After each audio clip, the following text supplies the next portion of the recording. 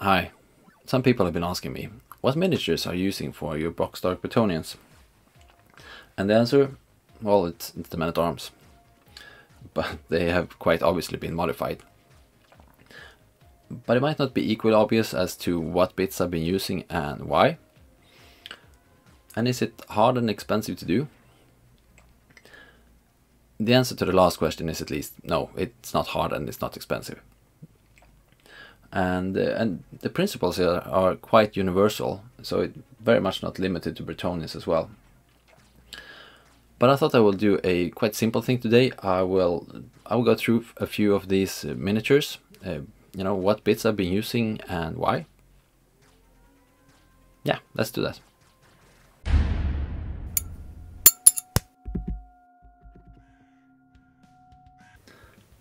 And this is the unit we'll be having a look at. They are mostly from the same batch where I, actually took a photo of them before I painted them. So if I have one, I will put it up here. And if I haven't got a picture of the guy, well, then obviously I will not put one up there. Like this guy from some previous batch. Come on. Thank you, focus. Okay, so this is the most basic conversion I've done. It is a regular Bretonnian guy. I just swapped his head for a skull and his arm for a skeleton arm. They're both from a second-hand purchased sprue that someone else apparently didn't need their spares. I suppose they used the hand weapons on a skeleton unit and sold the excess bits on the second-hand market. So I picked them up for pretty much nothing, It's really a good bargain. You can compare it to this guy. They are very much the same, except that you can tell that this skull is much smaller. And this is from the Citadel box of skulls.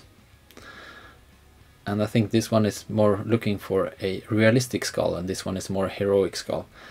But, down at the unit level, I don't think it really matters. Both of them actually look good in their own different ways. The only thing to note here is that you can tell that the arm, the Bretonnians have, the Bretonnian Men-at-arms have this really weird, not really weird, but they have an elbow joint instead of the shoulder joint. Usually when you put an arm on a unit, whatever manufacturer you're looking at, you usually separate it at the shoulder. But here they got it down at the elbow, but it's not a huge problem. You just chop off the arm and you plug it in there. Quite easy. And the head is obviously just put another head on there. Even though it's sometimes, especially with these smaller skulls, you might have to put in a little small dot of green stuff or something, not to make it sink down into the collar too much. Like this guy, I think he's got no neck at all, which looks kind of weird, but hey, they all look weird. And this guy has not got a skeleton arm, he has got I believe it's a zombie arm from some other sort of second-hand purchase with just unspecified undead bits. And but I really think it fits in here because I really like this, I don't know if you call it a spear, but this sharp bit on a stick sort of thing. Overall, a quite regular guy, but I'm liking him. Then we move on to this guy who has another type of skull. If you haven't noticed, the whole first row is skulls. And I tried to find some other skull that was the same size as the skeleton box skulls. Sorry for all the skulls. It's kind of hard to keep them apart, but this one is from the skeleton, the skulls box. This one is from the skeleton sprue, and I tried to find something that had the same size, but I think it's an orc skull and it just looks a bit weird. And yeah, it doesn't really matter down at the tabletop, you can use the smaller skulls and probably just look better. This guy has also got a really failed green stuff sculpted cloak. A cape, probably. It's more of a cape, I think. Anyway, it failed pretty miserably. I have no idea what I was doing. I'm pretty certain I wasn't drunk, but I could just as well have been, because just look at it, it's a mess. But right before I removed it, I realized that, you know what, these are guys that someone raised, or I don't know if they crawled out of the earth or whatever they did to reinstate their living position, and their capes probably look like this if they wear capes. Then it brings a bit of yellow in there, so yeah, I think that's kind of a fine thing. Then we move on to this other row here, where we got 4 guys that are not really skeletons in the same way. None of them have skeleton heads, but they still fit into the unit. Let's start out with this guy. If we can get some focus. Thank you. I'm really liking this guy. I think it's a Bretonnian archer's head I put on there. So it's not actually a skull, but he really looks undead. I think it's all about the pose here. You see the head is on a really odd angle, and the whole body is kind of an odd angle. It's looking like he's using his spear as a sort of walking stick. And if you look closely, he actually has a bone for a leg there. I know it's not anatomically correct, but yeah, who cares? No one will probably ever notice, you know, this little detail here, unless you put it in a video, of course. So that's probably why I did this video, just to show you. I want to say, you know, don't waste your time doing this sort of details, because no one will ever notice in a unit. If you do it, just do it just for fun, or experiment like I did. But I really like this guy. He really looks undead. Then we move on to the next guy. This is also not a skull, but he really fits into the whole unit, because it got a really pale skin. It is a head from the Empire Flagelants kit. It's an awesome Grimdark kit, I would say. And it got a regular Bretonnian arm, but just as the previous guy, it really looks like a part of the unit anyway, because at the distance you can't really tell the skulls apart, and you know, I think this guy really looks grim. I think it's also the angle of the head, it's a bit off.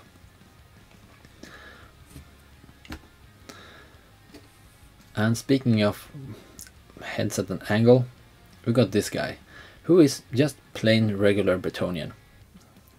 I got a bit lazy by this batch and didn't do as many skulls, so I just put it on a regular Bretonnian head, put it on a weird angle, and made a really pale skin, and it really fits the unit anyway, you know. It's quite apparent that he's not having a good day. Even if he got a pheasant down here at the back and some onions or beetroots or whatever they are. Yeah, it really fits the unit, even though he's not really a skeleton. This guy is also not a skeleton. This is a zombie head, I'm pretty certain, because it looks like a zombie head. I'm actually not sure, you know, where do you cross the line from a zombie to a skeleton? Who cares, you know, let's not bother about that part.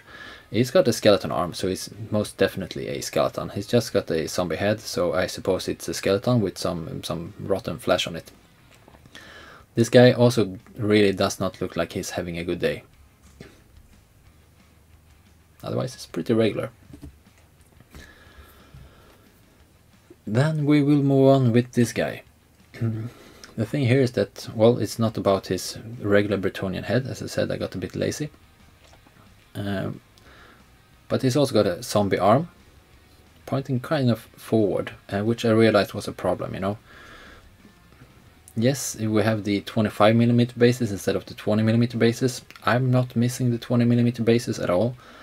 I found that even at 25mm bases, putting a spear in this angle actually complicates things. So you should probably put them as straight up as you can. But here you get into trouble with this elbow socket, because this arm is not meant for being in an elbow socket, so you have to chop a bit just to get it a straight, steeper angle, but I think it's worth it. Put them further straight up if you can. But really nice feature here is that he's got a deviant shield. I put this sort of bird skull on there. It's quite a large bird, I suppose, if it's got a skull this size, but it's also from the skulls box. And yeah, I really like this shield, better than the head and the arm. Yeah, just an example of other bits you can bring in there to get some interest. Then we got 3 guys in a row here, and they're about the thing that I actually think I like the most. As I said, I got a bit lazy by this batch and stopped doing so much of it, but you can tell that I put a skull together with a Bretonnian helmet, and it's fairly easy to do. You know, you just take the helmet, the Bretonnian head with the helmet, and you chop off the head. The head part, you just, you know, cut them off, and then you take a skull from anywhere and just chop off the top of the head.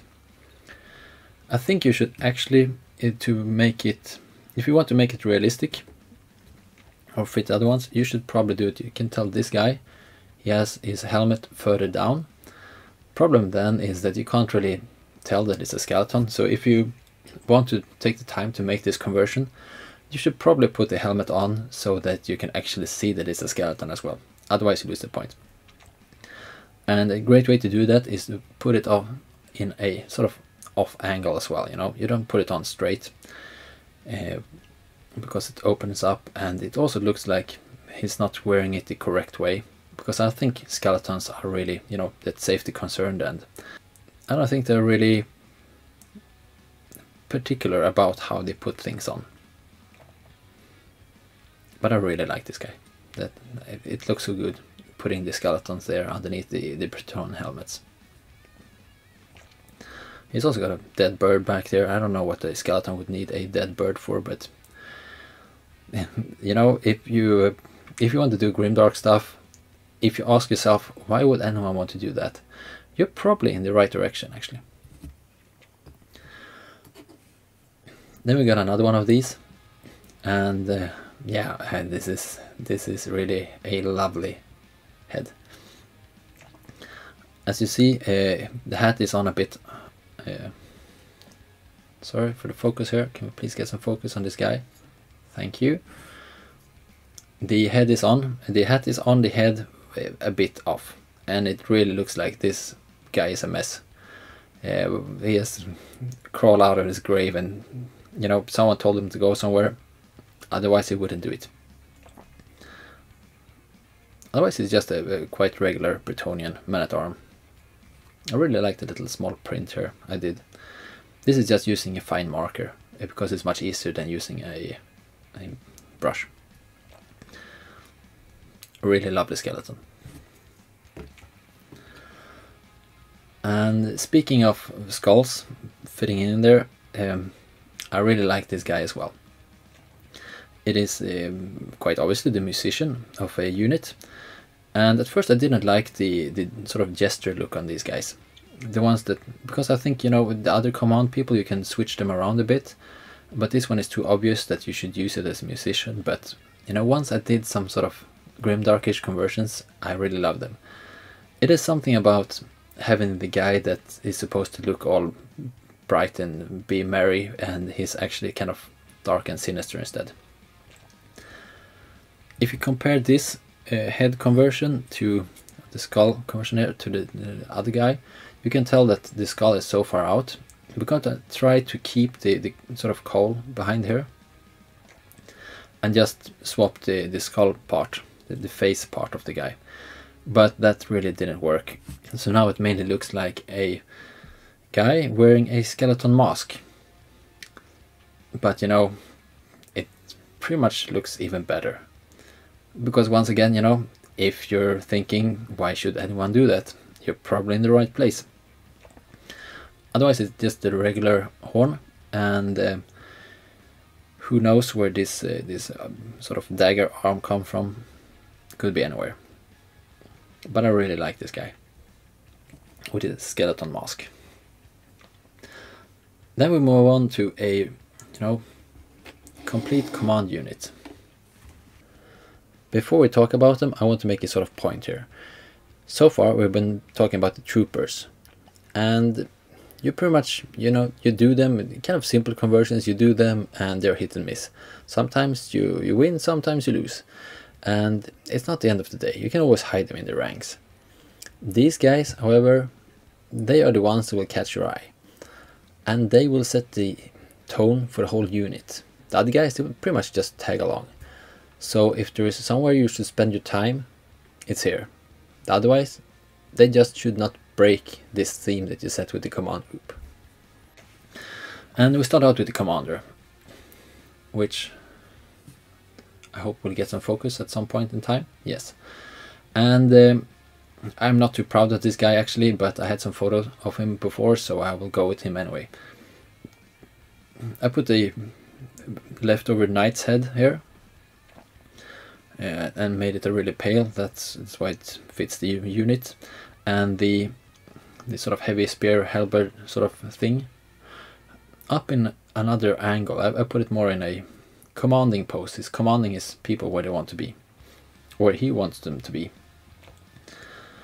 I suppose they would just want to be back in their graves anyway. But yeah, and I stuck a orc skull on his head and an orc jaw around his face. Hindsight, I'm not too proud of this guy, but yeah, you know, you can't stop, and in time you fail, you know, just move on and make another one. Or just, you know, if I'm really unhappy, just chop the whole head thing off and make a new one. But I like the shield though. Once again, you know, this little writing things here, it doesn't really say anything. It was hard to write in that scale, but I think it really adds to the whole vibe here. Yeah, decent guy, not looking good, but yeah, he will be the commander anyway. I think this guy is better. The monk, this obviously not the well-fed monk, which I just hid in the ranks together with the other guys. You can't really tell, you know, in a unit. So it's somewhere in the middle of the ranks. And I just took some other guy here with a long robe, and put a head on. I think it's from the archers once again, because it got this hoodie, so it looks like a monk. I think it really looks like a monk. And then we got this arm here, which is from the Ghouls box, and it's kind of funny because it looks like it's blessing someone, which I don't think it's the intended purpose of this arm, but really fits the bill here. And once again, you know, you just chop the arm off and plug it into the elbow there. And then we got on the back here, we got a script and a skull from the flagelants box, together with this book on a board, which is also from the flagelants. And on top we got some skulls, because, you know, why not put some more skulls on there? Skulls are actually, I realized, you know, John Blanche was right, you know, skulls is awesome because they're often quite white, or at least some sort of bright, which really brings the whole, makes the rest of the guy darker, because your eye adjusts to the bright stuff, and it's really nice to put some contrast in there. So skulls are really nice for contrast. Yeah, a decent monk. Well, it's probably not decent, but yeah, you get it. Then we got the standard bearer. I think they call that, right? And this is pretty, you know, the standard conversion where the guy swapped his head for a skull. Even though I kept this sort of, I have no what to call it, like the thing around his neck, the neck thing. I put one of these skulls that didn't have a jaw on there, which is nice. And the most obvious thing here is the banner and the banner pole, which is a knight's hand, and the lance. And at first I thought, you know, why would anyone give this guy a lance? And therefore I put this little sewn thread on. It's just a regular sewn thread, found around the house. And now it really looks like a broken lance, and that's probably why someone bothered to give this guy, or at least let him have a lance, walk around, and to have a banner on. And the banner is an equally failed green stuff sculpt. The thing is though that when you look at banners flying in the wind, they rarely have a really nice flowy sort of look. They often look like this. This is probably a bit worse than regular though, but I kept it for the same reason as I kept the cape. Something looking crappy is probably fitting into this unit. And to compensate a bit, I put a skull up there. Because why not more skulls, you know? And it really brings this whole banner as a unit sort of up there. So you need to fill out. This was a bit too small, especially if you compare it to the banner in the box.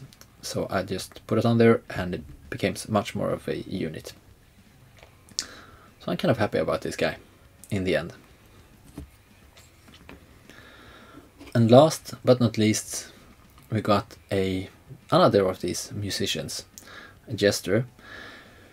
And he's looking a bit odd, and I know that someone specifically asked about this guy, and as you can tell, he has got 5 of these. I have no idea what their proper name is, but the jester hat things, horns.